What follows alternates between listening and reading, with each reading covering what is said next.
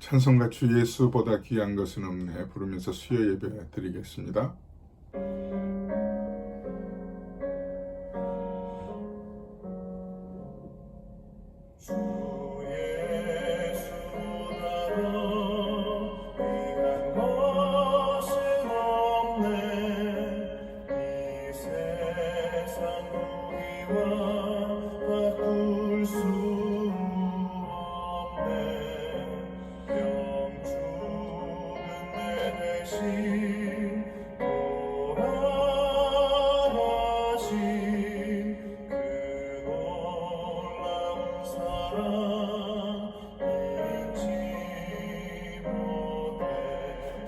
세상 즐거움 다 버리고 세상 사랑 나 버렸네. 주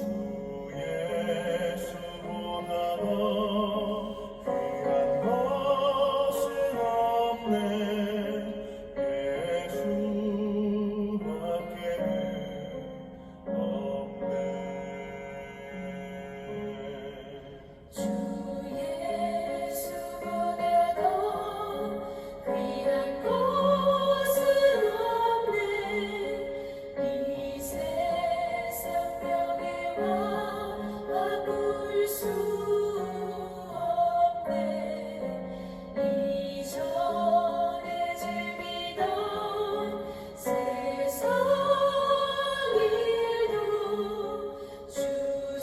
없네.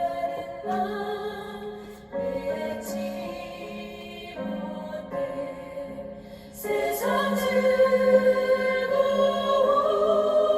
다 버리고 세상 사랑 다 버렸네. 주 예수보다 더 귀한 것은 없네. 예수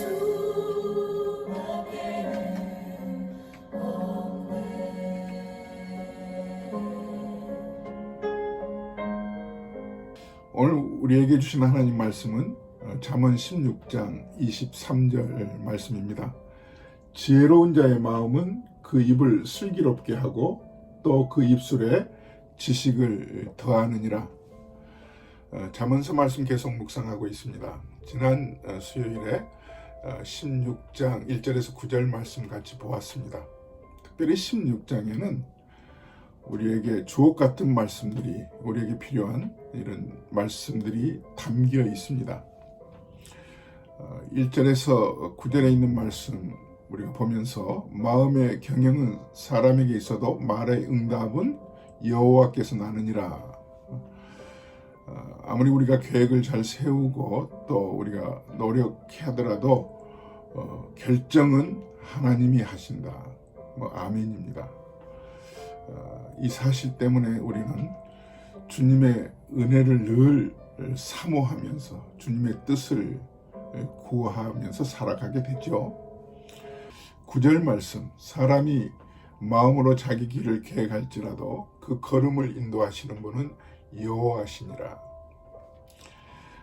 이 말씀은 몇 년 전 노스웨스트 장로교회가 있는 엘크그로브 빌리지에 전혀 자기 인생에 계획이 없었던 3년간의 감옥살이 하는 분이 출석을 하셨었습니다. 어머니와 아들이 뜻밖의 한국에서 중소기업을 경영하는 사장으로서 발명가로서 물건을 만들어서 미국에 수출하는 중에 재판을 받는 일로 가택연금 상태에서 그곳에 머물게 되었습니다.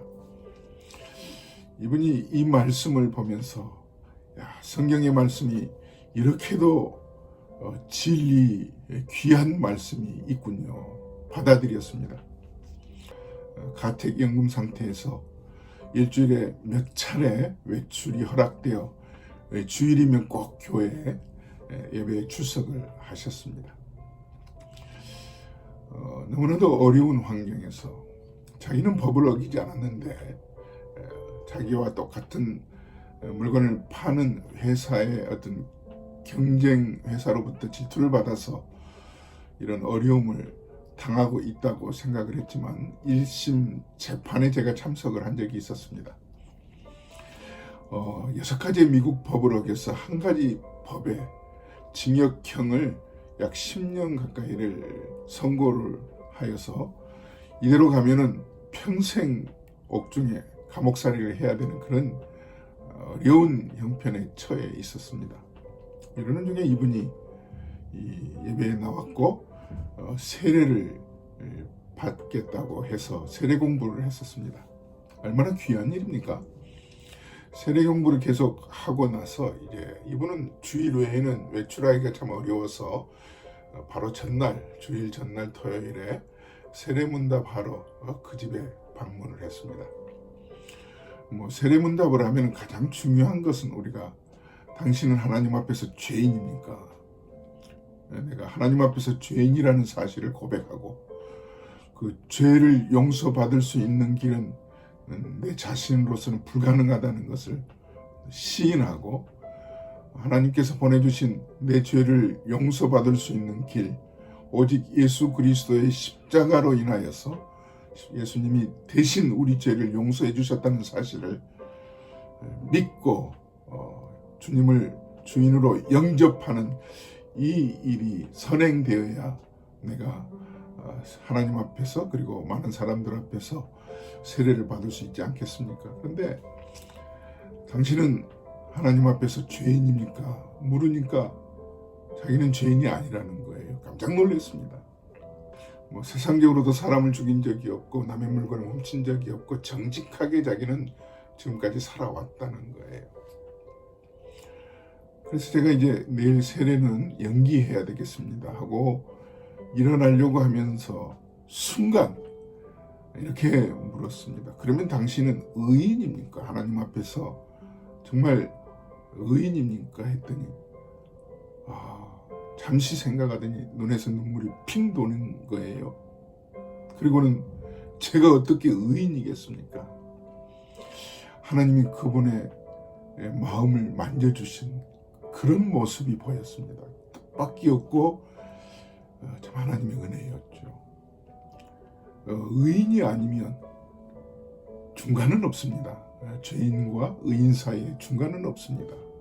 의인이 아니시면 죄인입니다. 그랬더니 자기가 하나님 앞에서 죄인이라고. 제가 하나님 앞에서 죄인입니다. 그리고 세례를 받고 일평생 하나님이 또 기회를 주시면 자기같이 뜻밖의 어려움을 당한 바르게 살려고 하는데 무고하게 재판을 받고 있는 또 주변 사람들, 자기가 잘 나갈 때는 어려운 사람들, 경제적으로 어렵거나 또 세계 각처에서 먹을 것이 없어서 굶주리고 있는 많은 사람들을 돌아볼 그런 여지가 없었다는 거예요. 그런데 그런 사람들을 돌아볼 수 있는 그런 열린 마음을 갖고 살겠다고 하는 그 고백을 들었습니다. 하나님이 그 마음을 지금 한국에서 사업을 계속 하고 있지만 그런 마음이 계속 있기를 저는 지금도 기도하고 있습니다. 그러면서 하시는 말씀이 이 9절 말씀은 정말 자기의 마음에 맞고 자기의 신앙 고백과 같은 말씀이라고 했습니다. 사람이 마음으로 자기 길을 계획할지라도 그 걸음을 인도하시는 분은 여호와시니라. 사람이 자기가 세운 자기 생각대로 뜻대로 되는 사람이 어디 있겠어요. 순간순간 하나님이 우리의 인생에 깊이 들어오셔서 우리의 생각과 삶을 흔들어 놓거나 바꾸어 놓으셔서 저와 여러분들이 오늘날까지 여기까지 오지 않았겠습니까? 오늘 23절 말씀 또한 우리에게 큰 교훈을 주고 있습니다. 다시 한번 보시겠습니다. 지혜로운 자의 마음은 그 입을 곱게 하고 그 입술에 지식을 더하느니라. 이해를 돕기 위해서 표준 세번역 말씀을 보겠습니다. 마음이 지혜로운 사람은 말을 신중하게 하고 하는 말에 설득력이 있다. 말 한마디를 하더라도 상대편의 마음을 헤집어 놓거나 속삭하게 하거나 연락에 말을 하는 경우가 있지 않습니까? 그렇게 하지 말라는 얘기입니다. 우리가 쓰는 말로 우리 속담에 말 한마디로 천냥빚을 갚는다는 말이 있잖아요. 그러니까 따뜻한 말 한마디를 하더라도 똑같은 말을 하더라도 그 사람이 입장에서 생각을 하고 그의 마음을 이렇게 품어주거나 따뜻하게 하고 이해하도록 그의 눈빛을 보고 신중하게 한다는 말은 그거 아니겠어요? 그의 눈빛을 보고 그 형편, 그 표정을 쳐다보면서 그 마음에 상처를 주지 않도록 그 마음을 오히려 위로할 수 있는 말을 건네주라는 말입니다. 조선시대 양반과 쌍놈으로 나뉘어져서 계급사회가 이루어졌잖아요. 근데 두 양반이 그 부둣간에 고기를 사러 갔습니다. 그러니까 부둣간은 백정이고 쌍놈이잖아요. 그런데 한 양반이 이놈아, 이 부둣간에 있는 백정을 부르면서 이놈아, 당연히 할 수 있는 말이겠죠. 이놈아, 고기 한 건 썰어라. 이런 말을 한 사람과 또 다른 양반은 여보게 박서방, 나 고기 한 건 줄 수 있겠나? 결과가 어떻게 됐겠습니까?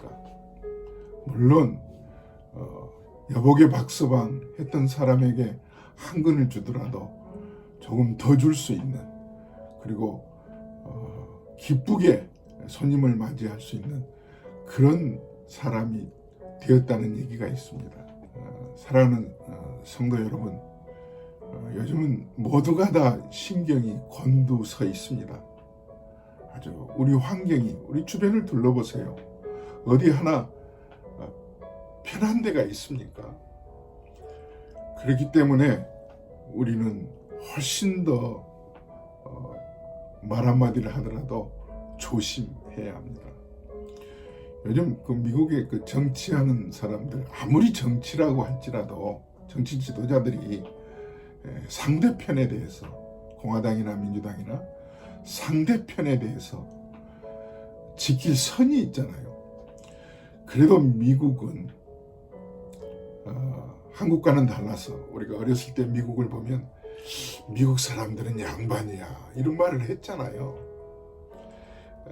훨씬 지킬 선을 지켜가면서 그들은 말 한마디를 하고 정치를 하는 것을 보면서, 우리 한국 정치도 이렇게 좀 미국을 보면서, 선진국을 보면서 좀 정치를 하면 좋겠다고 하는 얘기를 했는데, 미국도 이제는 선을 넘었어요. 막말을 하는 거예요. 한국하고 똑같아요. 더더군다나 우리는 믿는 하나님의 백성들입니다. 아무리 세상이 험악해지고 환경이 열악해진 이런 상황에서도 우리는 믿지 않는 사람들이 주변에 있습니다. 하나님은 우리를 산 증인으로 세우셨잖아요. 산 증인으로서 어떻게 해서든지 하나님의 영광을 드러내는 일에 우리가 쓰임 받아야 되거든요. 어느 곳에서든지, 특별히 뭐 선교사로 가거나 목사로 뭐 교회 일을 앞장서서 하는 그런 위치에 있는 사람만이 하나님의 영광을 드러내는 건 결코 아닙니다. 제가 여러 번 우리가 강조해서 알고 있듯이 각기 있는 그 직업의 소명을 가지고 어떤 자리에서든지, 심지어는 어린 아이를 키우는 엄마가 가정에서 부엌에서 음식을 만들거나 아이를 키우는 일에 있어서도 그 아이가 내 것이 아니라 하나님이 맡겨주신, 하나님이 보내주신 귀한 하나님의 자녀인 것을 깨닫고 하나님의 사람으로 우리가 관리인으로서 청지기로서 아이를 키우는 것, 이게 하나님의 영광을 드러내는 산 증인의 삶이잖아요. 그렇기 때문에 말 한마디를 하더라도 조심해서 따뜻하게 하는 거거든요. 마태복음에 보면은 예수님께서 우리에게 이런 말씀하셨습니다. 너희는 뱀같이 지혜롭고 비둘기같이 순결하라 했고요. 사도 바울은 고린도전서 14장 20절에서 형제들아 지혜에는 아이가 되지 말고 악에는 아이가 되라. 지혜에 장성한 사람이 되라.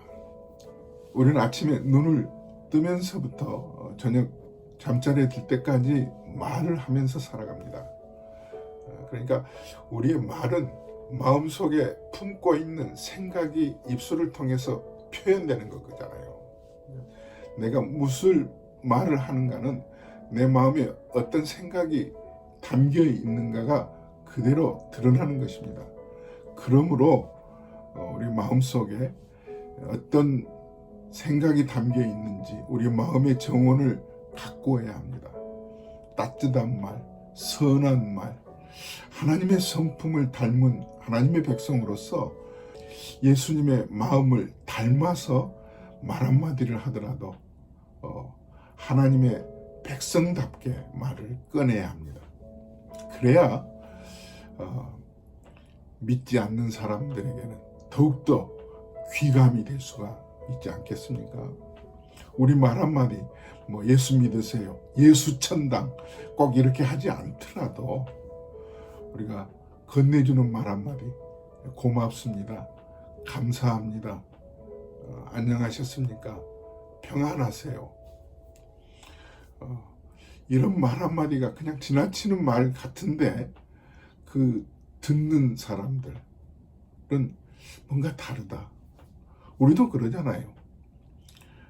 상점에 가서 물건을 하나 사더라도 그냥 물건을 내주고 돈을 치르고 나오면 그냥 땡큐 하더라도 그 사람이 정말 마음속에서 우러나서 땡큐 하는 건가, see you again, 다시 또 만나요 하더라도 그냥 기계적으로 하는 말과 정말 그 사람 마음속에 정말 우러나서 하는 말은 우리 듣는 입장에서는 다 알게 되잖아요. 이게 지혜로운 말이라고 생각이 돼요. 지혜로운 말을 우리는 해야 될 존재들이에요. 그러니까 사람을 설득하는 말로, 그리고 정말 말 한마디를 하더라도 조심스럽게 신중하게, 단어 하나를 쓰는 것도 아다르고 어다르자고 그러잖아요. 아다르고 어달라요. 그러니까 억양도 좀 더 세게, 그냥 화가 담겨 있어서 그냥 이렇게 말하는 것보다는 조금 더 누구리들여서 조심스럽게, 이럴 때 사람들은 그 사람의 말을 큰 목소리로 듣게 되거든요. 나지막하게, 작게 했지만 조심스럽게, 신중하게 하는 말을 더 크게, 마치 확성기에 대놓고 말하는 것처럼 상대편은 들을 때가 있어요. 우리 사회는 이런 사람을 기다리고 있거든요. 저와 여러분들, 특별히 우리는 지금 마치 좀 자유롭지 못한 갇혀있는 그런 시간을 보내고 있습니다. 이럴 때일수록 힘들고 불편하고 자꾸 좀 어찌 보면 우울증에 걸릴 것 같은 그런 순간들이 오는 것 같아도 이것을 잘 이겨낼 수 있는 슬기로운, 지혜로운 성도들이 될 수 있기를 간절히 바랍니다. 사랑하는 여러분, 우리 서로 말 한마디를 하더라도 오늘 하루를 지내면서 누구를 만나시든지 얼굴 펴시고 한번 따라서 해보세요. 웃으시면서 고맙습니다. 감사합니다. 또 만나요. 어떻게 그렇게 따뜻하세요? 어떻게 그렇게 얼굴 표정이 좋으세요? 이럴 때 내가 한마디 건네준 이 따뜻한 말이, 조심스럽게 건네준 이런 사랑스러운 말이, 지혜로운 말이 상대편의 긴장된, 불편한, 그리고 좀 걱정스럽고 두려워하는 그 마음을 풀어주는, 오히려 마음을 안심시키는 그런 말이 될 줄로 믿습니다. 기도하겠습니다. 하나님 아버지, 신중하고 좀 조심스럽게 설득할 수 있는 말 한마디가 필요한 시기에 살고 있습니다. 주님, 우리를 이런 말을 할 수 있는 위치, 신분으로 만들어 주셨으니 정말 하나님의 이름을 걸고 주의 영광을 나타내는 일에 귀하게 쓰임받는 자 되게 해 주시기를 원합니다.